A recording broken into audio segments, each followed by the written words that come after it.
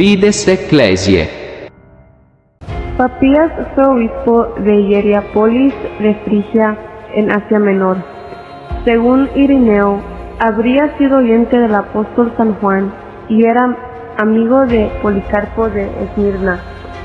Escribió hacia el año 130 5 libros de explicaciones de los dichos del Señor, que suelen considerarse como la primera obra de exégesis de los evangelios. No conocemos de ella más que algunas citas y alusiones que se hallan en la historia eclesiástica de Eusebio de Cesarea. Según Papías había profesado el mileniarismo, siendo el responsable de que posteriormente otros varones eclesiásticos adoptarán esta doctrina, apoyados en la antigüedad de Papías. Asimismo, se deberían a él ciertas extrañas parábolas y enseñanzas del Salvador, que tienen visos de fábula. Sin embargo, son de especial interés las noticias contenidas en los pasajes de Papías, citado por Eusebio acerca de la primitiva tradición apostólica y la compasión de los evangelios. Fragmentos de Papías de Hierápolis. Historia eclesiástica de Eusebio. Libro 3, capítulo 39. Pero yo no tendré escrúpulos también en citaros un lugar de origen, junto con mis interpretaciones de todo lo que he aprendido cuidadosamente y recordado cuidadosamente en el pasado de los ancianos, garantizando su verdad, porque al revés de muchos, no tuve placer en lo que tienen mucho que decir, sino en los que enseñan la verdad, no en los que refieren mandamientos extraños, sino en aquellos que dan testimonio de los que dio el Señor para la fe, y se derivan de la misma verdad. Y también, siempre que venía una persona cerca de mí, que había sido seguidor de los ancianos, inquiría de él sobre los discursos de los ancianos, lo que había dicho Andrés, o Pedro, o Felipe, o Tomás, o Jacobo, o Juan, o Mateo, o algún otro de los discípulos del Señor, o lo que dicen Aristío y el anciano presbítero Juan, discípulos del Señor, porque no creía poder sacar tanto provecho del contenido del libro como de las expresiones de una voz viva y permanente. Y el anciano dijo esto también.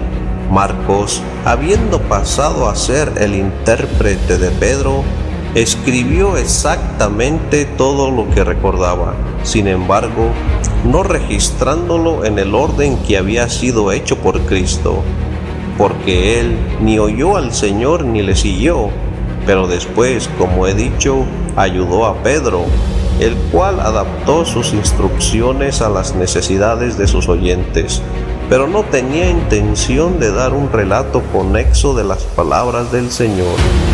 Así que Marcos no hizo distinción cuando escribió algunas cosas tal como las recordaba, porque en lo que tenía interés era en no omitir nada de lo que había oído y en no consignar ninguna afirmación falsa en ello.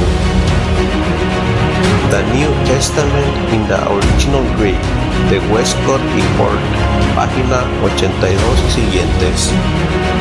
Y se fueron cada uno a su propia casa, pero Jesús se fue al monte de los olivos, y temprano por la mañana él volvió al templo, y todo el pueblo se allegó a él, y él se sentó y les enseñaba. Y los escribas y los fariseos traen una mujer sorprendida en adulterio, y habiéndola puesto en medio, le dicen: Maestro, esta mujer ha sido sorprendida en adulterio en el mismo acto. Ahora bien, en la ley de Moisés se nos manda que apedreemos a las tales. Tú pues, ¿qué dices? Y esto lo decían para tentarle, para tener de qué acusarle. Pero Jesús se inclinó y con el dedo escribía en el suelo. Pero cuando ellos siguieron preguntándole, él se levantó y les dijo: el que esté sin pecado entre vosotros, le eche la primera piedra. Y de nuevo se inclinó y escribía en el suelo. Y ellos, cuando lo oyeron, se fueron uno a uno, empezando por los más ancianos. Y él se quedó solo, y la mujer allí donde estaba en medio. Y Jesús se levantó y le dijo: Mujer, ¿dónde están? ¿Ninguno te condena? Y ella dijo: Ninguno, Señor. Y Jesús le dijo: Ni yo te condeno, sigue tu camino, a partir de ahora no peques más. Hieronymi Stridonensis Vita. Yo acostumbraba inquirir lo que había dicho Andrés, o Felipe, o Tomás, o Jacobo, o Juan, o Mateo, o cualquier otro de los discípulos del Señor, y lo que están diciendo Aristión y el anciano Juan, los discípulos del Señor, porque los libros para leer no me aprovechan tanto como la viva voz resonando claramente en el día de hoy en la persona de sus autores. Andrés de Cesarea, en Apocalipsis, capítulo 34, sermón 12. A algunos de ellos, claramente a los ángeles que eran santos al principio, Él les dio dominio también sobre la ordenación del universo, y Él los comisionó a que ejercieran su dominio bien.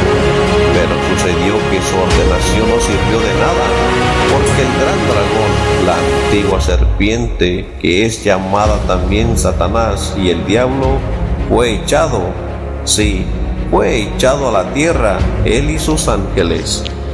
Irineo Jaer, versículo 33, 3, 4.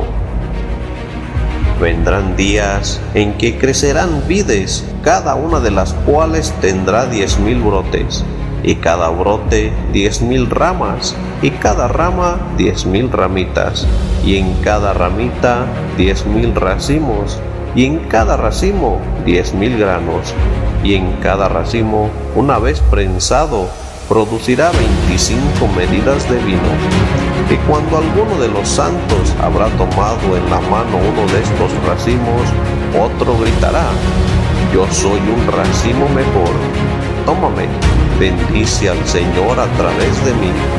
Del mismo modo, un grano de trigo producirá 10,000 espigas, y cada espiga tendrá 10,000 granos, y cada grano 10,000 libras de harina fina, brillante y limpia, y los otros frutos, semillas y hierbas producirán proporciones similares.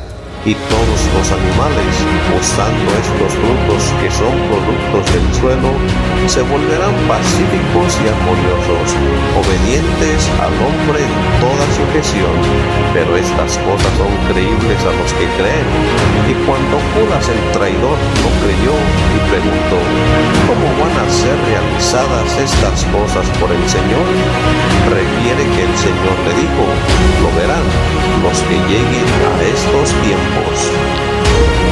Compilado de Kramer, Catena ad acta, Apost, página 12 y siguientes.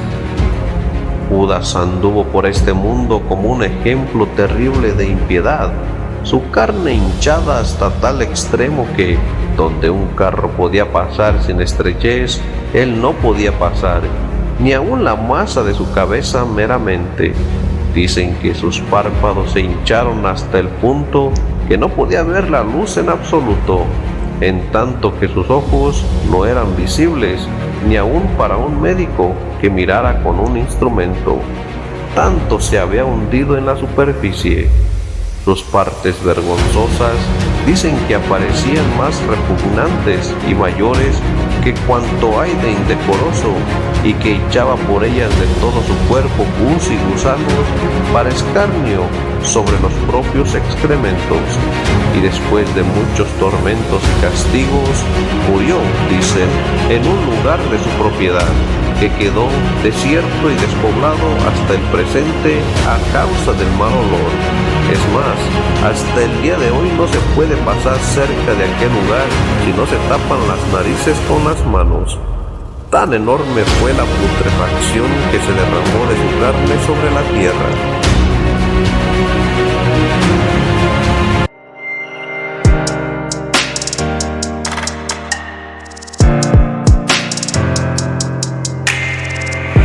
Fides Ecclesiae.